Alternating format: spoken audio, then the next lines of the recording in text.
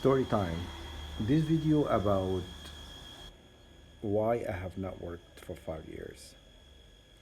Part of it was I was away and I was trying to finish school not in Australia, and that when I was being attacked the most.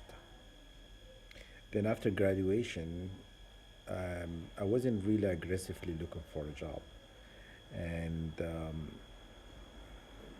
here and there, once in a while, I go online and look, apply a couple of jobs here and there, and have not heard anything so far.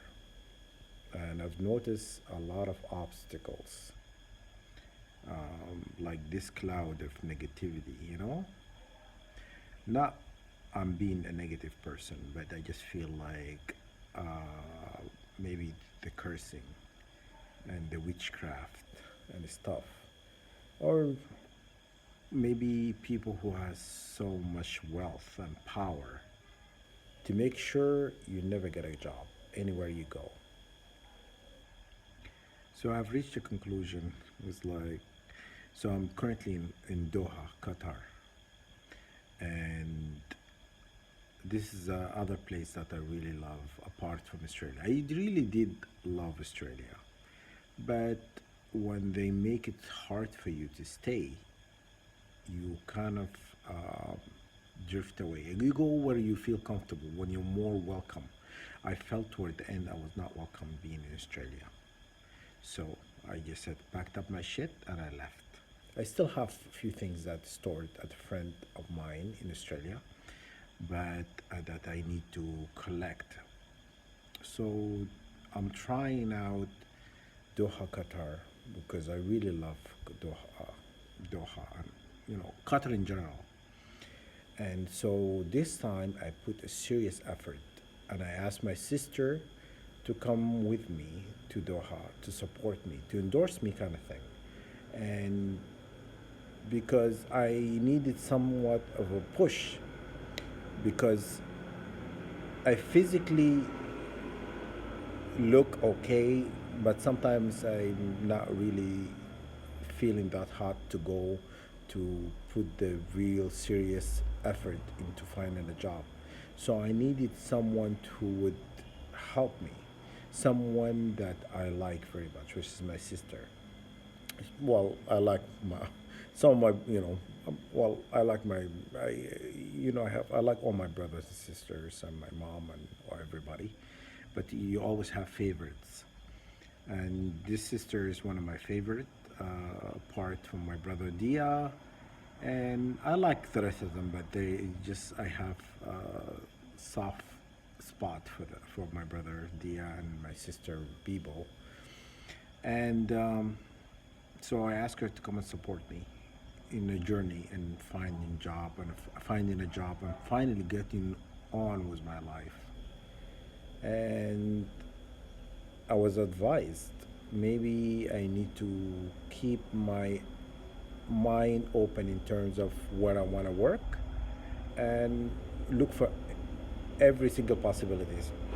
So I used to be an auditor for hotels, and for a lot of years, and but I went back to school for social work, and I'm really hoping to get something in the field, but I realize that Middle East and social work, they don't really care much about social life or social work here in the Middle East. They're not quite big on hiring people who are social workers and stuff.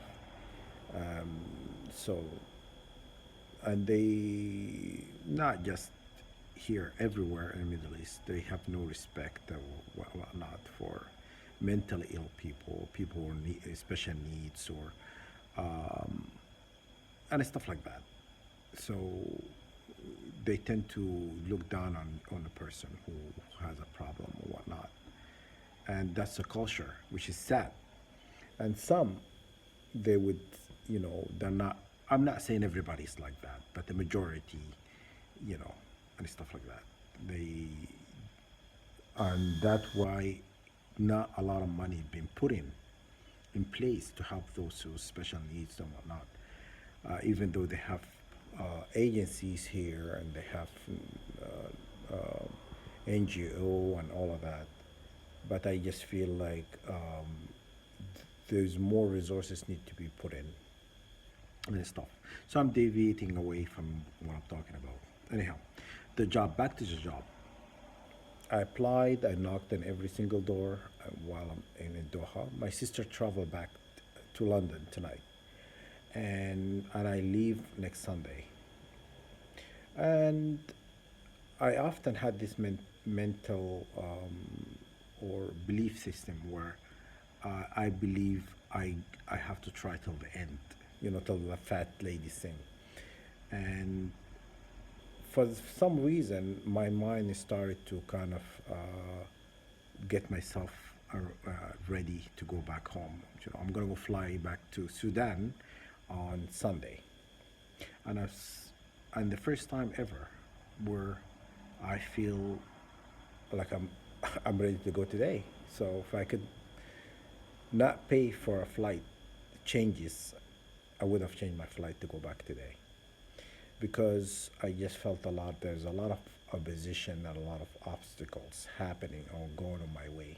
Of I really was hoping to go back to work and lead a normal life and not having to do with witchcraft and you know you know radiation attack or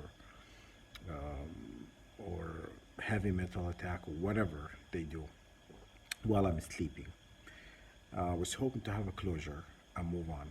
I have expected Canada to help me, and for some reason, and I just said they are the one who responsible for my misery.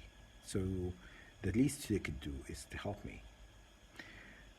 But after a lot of thoughts, I've been thinking about this for past a few days, and I just realized that Canada didn't have to help me.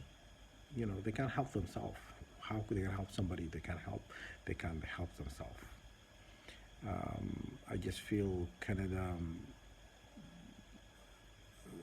They're sitting they're watching from the sideline and acting like they don't even know what's going on in my life, what's going on, what's happening in my life, why I'm in pain sometimes when I wake up, when I'm being attacked with radiation, energy weapons and stuff, and I'm trying to act as normal as possible around people because sometimes the pain is excruciating for me to act normal, you know, and for me you know, um, to have conversation. I find like it's such an effort, you know.